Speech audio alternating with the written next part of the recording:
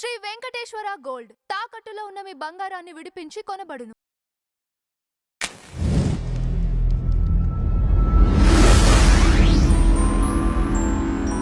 సాయిరామ్ అనేటువంటి పదము బాబావారు ఉన్నప్పుడే వచ్చిందా తర్వాత వచ్చిందనే చూద్దాం. ఓకే. ఆ పదం బాబావారు శరీరంతో ఉన్నప్పటి నుంచే ఉంది. అక్కడ ఉన్నటువంటి ఈయన పెడతాను, ప్రూఫ్ ఉంది మన దగ్గర. పెట్టండి. దీనికి ప్రూఫ్స్ ఉన్నాయి అన్నమాట. అయితే ఇక్కడ దీని అసలు ఇప్పుడు ఈ టాపిక్ డిస్కస్ చేస్తే ఇందులో పొలిటికల్ థింగ్స్ కూడా ఇన్వాల్వ్ అవుతాయి. మీకు అప్పటి కాలంలో పొలిటికల్ థింగ్స్ కూడా ఇన్వాల్వ్ అవుతాయి. ఓకే, అప్పట్లో మనకి బాలగంగాధర్ తిలక్ చాలా ఫేమస్ కదా. ఇప్పటికీ కూడా వారు ఫ్రీడమ్ ఫైటర్ గా చాలా ఫేమస్ బాలగంగాధర్ తిలక్ గారు. అలా తిలక్ గారు కూడా షిరిడి సాయిబాబా భక్తుడే అప్పట్లో. అయితే తిలక్ గారు ఒకానొక సమయంలో మనకి చెన్నైలో కాంగ్రెస్ మహాసభలు జరుగుతూ ఉండే కదా.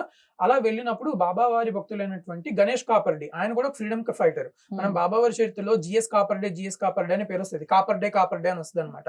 ఆ కాపర్డే ఎవరంటే ఒక ఫ్రీడమ్ ఫైటర్ యాక్చువల్ గా. ఆయన గూగుల్లో మీరు చూసిన కాపర్డే అని కొడితే బాలగంగాధర్ తిలక్ ఫోటోస్ వస్తాయి. మల్టిపుల్ ఫోటోస్ వస్తాయి, ఒకటి రెండు కూడా కాదు. Khaparde Balagangadhar Tilak follower plus friend అనమాట. సో వీరు ఫ్రీడమ్ ఫైటింగ్ గురించి బాలగంగాధర్ తిలక్ కి కాపర్డేకి ఎప్పుడు చర్చలు జరుగుతూ ఉండేవి. అలా జరుగుతూ ఉన్నటువంటి తరుణంలో ఏమవుతుందంటే, వీరు చెన్నై వెళ్ళినప్పుడు చెన్నైలో ఒక సన్యాసి, ఇప్పటి వరకు అందరూ సన్యాస పరంపరలో ఉన్న వాళ్ళు బాబాకి వ్యతిరేకం అనేటువంటి లాస్ట్ 11 సంవత్సరాలు ప్రాపగాండా క్రియేట్ చేశారు. ఇప్పుడు దాన్ని ఛేదిస్తా కొత్త విషయం మాట్లాడతా. ఏంటంటే అక్కడ శుద్ధానంద భారతీ స్వామి అనేటువంటి ఒక సన్యాసి ఉన్నారనమాట. చెన్నైలో ఇప్పుడు చాలా వరకు లిటరేచర్ అంతా ఇచ్చింది వారే, శుద్ధానంద భారతీ స్వామి వారు.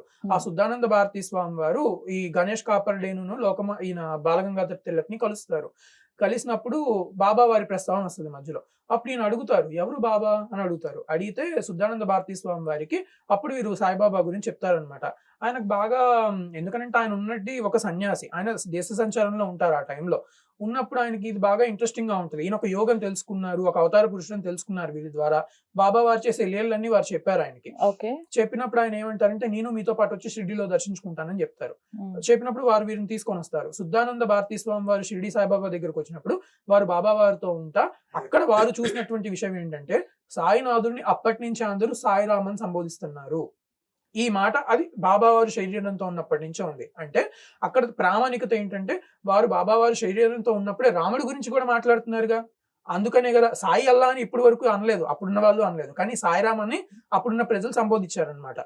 ఈ శుద్ధానంద భారతీ స్వామి వారు బాబావారి దగ్గరికి వెళ్ళినప్పుడు, ఈయన సన్యాసి, అన్ని మన ఉన్నటువంటి గృహస్థాశ్రమ ధర్మం వీటన్నిటిని వదిలిపెట్టి అన్నిటిని పరిత్యజించి ఒక సన్యాసిగా ఉన్నారు. ఆయనకు కావాల్సింది ఏంటి? ఆత్మజ్ఞానం. ఆ ఆత్మజ్ఞానాన్ని షిరిడి సాయిబాబా ఆత్మ సాక్షాత్కారం స్వయంగా అనుభవం అయ్యే విధంగా బాబా వారు ఈయనకు అనుభవాన్ని కలిగించారనమాట. అందుకని ఈయన ఏంటంటే, శుద్ధానంద భారతీ స్వామి తమిళనాడు ఆయన అక్కడి నుంచి మళ్ళీ వచ్చేసిన తర్వాత ఆయన వారి ఆటోబయోగ్రఫీలో ఈ విషయాలంతటినీ రాసుకుంటారు. ఆయన ఎలా మెన్షన్ చేస్తారంటే, బాబా వారిని సాయిరామ్ అని మెన్షన్ చేస్తారు. సాయిరామ్ దగ్గరికి నేను వెళ్ళాను, సాయిరామ్ దగ్గరికి నన్ను గణేష్ కాపర్డేను, లోకమాన్య తిలక్, ఈ బాలగంగాధర్ తిలక్ ఉన్న ఇంకొక పేరు లోకమాన్య తిలక్ అనమాట. సో లోకమాన్య తిలక్ వీళ్ళు నన్ను తీసుకొని వెళ్ళారు. బాబా వారు నాకు అక్కడ ఆత్మ సాక్షాత్కారాన్ని నాకు ప్రసాదించారు. వారు ఎంతో గొప్పవారు. ఇప్పుడు పరబ్రహ్మ స్థితిలో ఉన్నటువంటి అవతార పురుషుల్లో షిరిడి సాయిబాబా వారినే మనం ఖచ్చితంగా చెప్పాలి. ఈ విషయాలన్నీ వారు వారి ఆటోబయోగ్రఫీలో రాసుకున్నారు. రాసుకుంటా వారు చెప్పింది ఏంటంటే, సాయిరామ్ అన్న పదజాలంతోనే చెప్తారనమాట.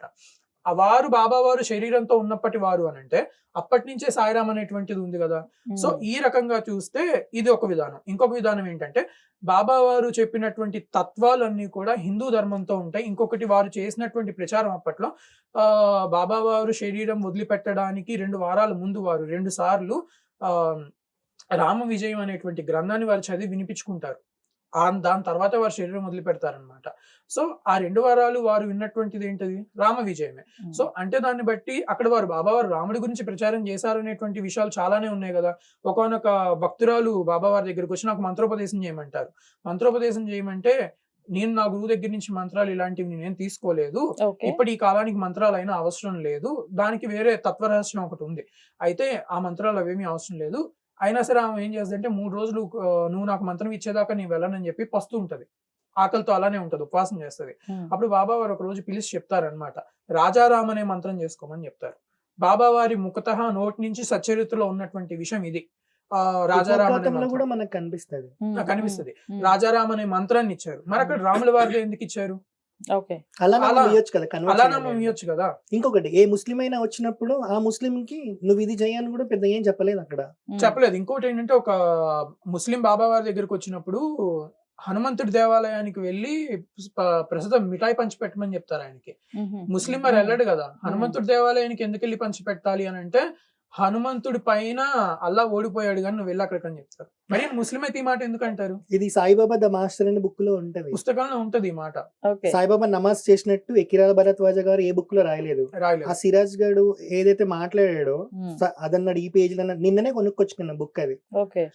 అసలు ఆ బుక్ లో నమాజ్ అనే వర్డే లేదు. అసలు మీరు కొట్టండి గూగుల్లో కూడా, ఓకే. నమాజ్ అని కొడితే ఒక్క వర్డ్ కూడా ఉండదు, 0 అని చూపిస్తుంది. అది అలా ఈ రకంగా చూసుకుంటే కానీ ఆ ప్రొపగండా స్టార్ట్ చేసిన వీడియో ఇప్పటికీ స్టిల్ ట్రెండింగ్ అవుతుంది. జనాలకి పీడిఎఫ్ గూగుల్లో దొరుకుతుంది, ఎత్తుక్కొని చూసుకునే ఓపిక కూడా ఎందుకు డైరెక్ట్ జనాలకి. గా సుద్దానంద భారతీ స్వామి అని గూగుల్లో టైప్ చేయండి వారి ఆటోబయోగ్రఫీ అని, అందులో పీడిఎఫ్ వచ్చేస్తే డైరెక్ట్ గా. మేము కూడా మీకు అది పెడతాము, మీరు ఇక్కడ Sure. మొత్తం చదివే కావాలంటే ఓపిక లేకపోతే గూగుల్ బుక్స్ అని ఉంటాయి. ఓకే. గూగుల్ బుక్స్ లోకి వెళ్ళి మీకు ఏ బుక్ కావాలో ఆ బుక్ కొడితే బుక్ లో ఎన్ని పేజెస్ ఉన్నాయి అన్ని పేజెస్ కి మీరు కీవర్డ్ సెర్చ్ చేయొచ్చు. బుక్ ఓపెన్ అవ్వదు. మీకు ఏ వర్డ్ అయితే కావాలో ఆ వర్డ్ ఆ సెర్చ్ బాక్స్ లోకి వెళ్ళి సెర్చ్ చేస్తే ఆ వర్డ్ ఎన్నిసార్లు రిపీట్ అయిందో ఆ చెప్తాను. బుక్ లో. సాయిబాబా ద మాస్టర్ ని నిన్ననే నేను చూసా. ఓకే. బుక్ అవైలబుల్ లేదు, సాయి లీలామృతం అవైలబుల్ ఉంది. రెండు ఒకటే. ఆహా. లీలామృతం ఇంగ్లీష్ లో సాయిబాబా ది మాస్టర్ అని రాశారు. ఓకే, అందులో పేజెస్ ఎక్కువ ఉన్నాయి. సో అందులో చూస్తే ఎక్కడ నమాజ్ అనే పదమే లేదు. ఇప్పుడు అన్న చెప్పిన హనుమంతుడి గురించి ఉంది. ఉంటది. అయితే ఇంకొక విషయం ఏంటంటే ఈయన శుద్ధానంద భారతీ స్వామి వారు శంకర పరంపర నుంచి వచ్చినటువంటి సన్యాసి. భారతి అని ఉంది కదా చూడండి. భారతి దశనామి సాంప్రదాయం ప్రకారం మనకి ఆదిశంకర్లు పెట్టినటువంటి ఈ వీరు చిత్రాన్నయ పీఠాలు పెట్టినప్పుడు అక్కడ ఉండేటువంటి శిష్యులకు కూడా ఇది వీళ్ళ వారే అని చెప్పడానికి అని చెప్పి దశనామి సాంప్రదాయాన్ని ఏ పెట్టారు. పీఠంలో సన్యాసం తీసుకున్నారో తెలియడానికి తెలియడానికి భారతి అని చెప్పి. సరస్వతి అనే నామధేయాలు ఇప్పుడు మనకి సర్నేమ్ ద్వారా ఇంటి పేరిట వాళ్ళందరూ ఎలా తెలుస్తారు, అలా ఆ రకంగా ఇప్పుడు సరస్వతి అనే నామధేయం ఉందనుకోండి, వీళ్ళ పరంపర ఇక్కడ నుంచి స్టార్ట్ అయింది అని చెప్పే విధంగా వారు కొన్ని నామాలు పెట్టారనమాట. గిరి ఉంది, అందులో భారతి ఉంది, ఆనంద సరస్వతి ఉంది, సరస్వతి ఉంది, అలా తీర్థ అనేటువంటిది ఉంటది. ఇలా ఈ రకంగా చాలా సాంప్రదాయాలు ఒక 10 పెట్టారనమాట. అందులో శుద్ధానంద భారతి అని ఉంది కదా, ఈ శుద్ధానంద భారతి అనేటువంటి తీసుకున్నా సరే శంకర పరంపర నుంచి వచ్చినటువంటి సన్యాసి ఆయన. మరి ఆయన బాబా వారి దగ్గరికి వెళ్ళాల్సిన అవసరం ఏంటి? అక్కడ కూడా అవసరం లేదు. ప్రెసెంట్ డే మాట్లాడుకుందాం. హంపి పీఠం ఉంది, హంపి పీఠానికి పీఠాధిపతి ఉన్నారు ఇప్పుడు. అది ఎవరు హంపి పీఠం స్థాపించింది అని అంటే విజయనగర సామ్రాజ్యం స్థాపించడానికి విద్యారణ్య స్వామి అని చెప్పి, విద్యారణ్య భారతి స్వామి అని శృంగేరి పీఠాధిపతి. సో 14th పీఠాధిపతి అనుకుంటా నాకు తెలిసి, ఆయననే హంపి పీఠం స్థాపిస్తారన్నట్టు. సో ఇప్పుడు ఇక్కడ పీఠం స్థాపించారు హంపిలో. ఇప్పుడు అక్కడ ఒక పరంపర నడుస్తుంది. అందులో విరూపాక్ష విద్యారణ్య భారతి స్వామి అని ప్రెసెంట్ పీఠాధిపతి. ఆయన చేతిలో సత్యదండం ఉంటది. సత్యదండం ఉంది అంటే సామాన్యమైన వాళ్ళు కాదు వాళ్ళు. ఆయన సాయిబాబా గుడికి వెళ్ళి సత్యదండం సాయిబాబా చుట్టూ ఇలా తిప్పి హారతి ఇస్తారన్నట్టు. ఈ వీడియో డైరెక్ట్ గా యూట్యూబ్ యూట్యూబ్ లో లో ఉంది, నేను మీకు పంపిస్తాను, అది మీరు ప్లే చేయండి. ఓకే. సత్యదండం పట్టుకొని శంకర పీఠంలో ఉన్న ఒక సన్యాసి, దట్టు హంపికి పీఠాధిపతి. ఈ హంపి పీఠాన్ని స్థాపించింది విద్యారణ్య భారతి స్వామి వారు. హంపి అనేటువంటి దాని చరిత్ర చూస్తే ఆ పీఠానికి ఎంత పెద్ద చరిత్ర ఉందనంటే, శ్రీకృష్ణ దేవరాయల వారి సమయంలో హిందూ ధర్మం లుప్తమైపోతుంటే ఆ హిందూ ధర్మాన్ని పైకి తీసుకొచ్చినటువంటి పీఠం ఏదన్నా ఉందంటే హంపినే. విద్యారణ్య స్వామి వారు వారికి జ్ఞానబోధ చేసి ఏ రకంగా హిందూ ధర్మాన్ని ముందుకు తీసుకెళ్లాలో చెప్పినటువంటి పీఠం అది. హరిహర బుక్కరాయలతో విజయనగర సామ్రాజ్యం స్థాపించేటట్టు చేస్తారు విద్యారణ్య భారతి స్వామి వారు. ఆ పీఠ పరంపరలో వచ్చిన ఆయనకి శృంగేరికి ఏ సెట్ ఆఫ్ రూల్స్ ఉంటాయో ఈ పీఠంకి అవే సెట్ ఆఫ్ రూల్స్ ఉంటాయి కదా. ఒక్క రూల్ అయినా అతిక్రమించి నువ్వు సాయిబాబాని పూజించవచ్చు, నువ్వు ముస్లిం దర్గాలకు వెళ్ళొచ్చు అని అక్కడ శాసనం, అక్కడ పీఠానికి ఏదైనా శాసనం ఉంటే అప్పుడు మనము శృంగేరిని లింక్ చేయొద్దు ఇక్కడ. కానీ పెట్టింది శృంగేరి పీఠాధిపతి. శృంగేరికి ఏ సెట్ ఆఫ్ రూల్స్ ఉంటాయి, ఆదిశంకరాచార్య పరంపరలో ఏ సెట్ ఆఫ్ రూల్స్ ఉంటాయి అవే ఉంటాయి. ఎందుకంటే ఇక్కడ భారతీ నామధేయం ఉంది, అక్కడ విరూపాక్ష విద్యారణ్య భారతి స్వామి అని వచ్చింది. సేమ్ సెట్ ఆఫ్ రూల్స్ ఉంటాయి. వీళ్ళు సాయిబాబా ముస్లిం కాబట్టి వీళ్ళు పూజించొద్దు అని అంటే ఆయన కూడా పూజించొద్దు. కానీ వెళ్ళి అక్కడ సత్యదండం ఇలా తిప్పి హారతి ఇచ్చారు అని అంటే సాయిబాబాని శృంగేరి యాక్సెప్ట్ చేసినట్టే కదా, శంకర పీఠాలు యాక్సెప్ట్ చేసినట్టే కదా. ఇంతకన్నా ప్రామాణికం ఇంకోటి అవసరం లేదు.